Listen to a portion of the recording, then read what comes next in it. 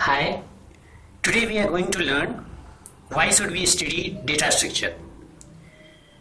एक data structure की definition क्या है? A data structure is a way to store and organize data in a computer so that it can be used efficiently.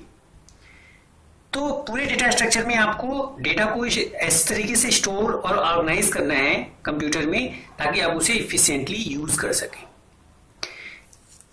थोड़ा सा data structure समझते हैं कि कैसे डेटा और उसके स्ट्रक्चर रहते हैं.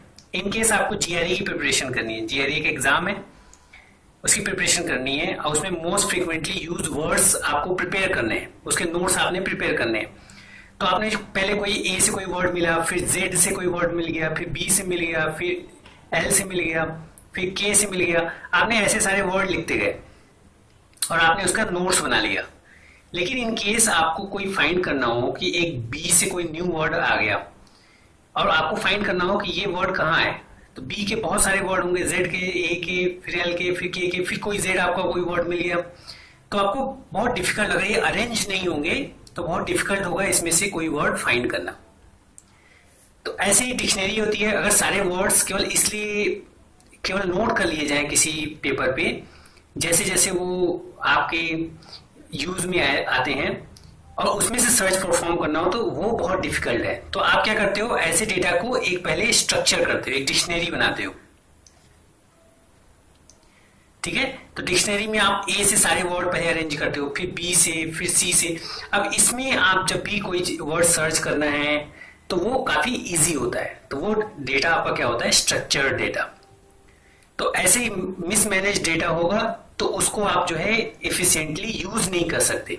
लेकिन स्ट्रक्चर डेटा होगा तो आप उसे एफिशिएंटली यूज कर सकते हो. इसी तरीके से जैसे मैप का एक एग्जांपल लेते हैं. इन केस दिल्ली एक सिटी है, दिल्ली के साइड में एक स्टेट यूपी, अगेन हरियाणा,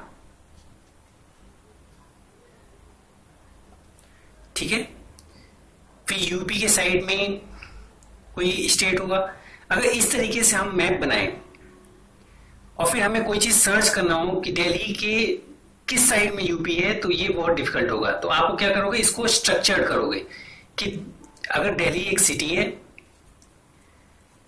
तो उसके ईस्ट में या वेस्ट में उसके डायरेक्शन के अकॉर्डिंग आप उसको बना दोगे कि ये जो है यूपी जो है उसके ईस्ट में है, ईस्ट में. ऐसे ही हरियाणा उसके वेस्ट में है. तो मतलब आप अगर इसको ऑर्गेनाइज कर दोगे तो इजी होगा फाइंड करना कि दिल्ली के किस साइड, किस डायरेक्शन में कौन सा स्टेट है. ऐसे विद इन दिल्ली जो प्लेस होंगे उसको भी अगर आप ऑर्गेनाइज करोगे सही तरीके से तो इजी होगा आपको सर्च करना.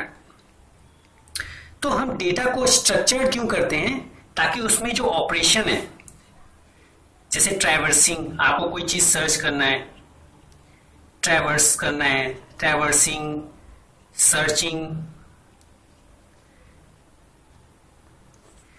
सॉर्टिंग, या कोई चीज इंसर्ट करना है, और डिलीशन. अगर ये सारे ऑपरेशन आपको परफॉर्म करने हैं किसी डेटा पे तो आपको डेटा जो है स्ट्रक्चर्ड होना चाहिए. अगर डेटा स्ट्रक्चर्ड नहीं होगा तो ये चीजें परफॉर्म करना आपके लिए ज्यादा डिफिकल्ट होगा. तो इसीलिए हम जो है डेटा स्ट्रक्चर पढ़ते हैं ताकि कोई भी डेटा हो उसको हम स्ट्रक्चर कर सकें. चाहे वो लीनियर फॉर्म में कर लें, चाहे ट्री फॉर्म में कर लें, चाहे लिंक लिस्ट फॉर्म में कर लें. ठीक है, लेकिन डेटा स्ट्रक्चर का यूज कहाँ कहाँ है?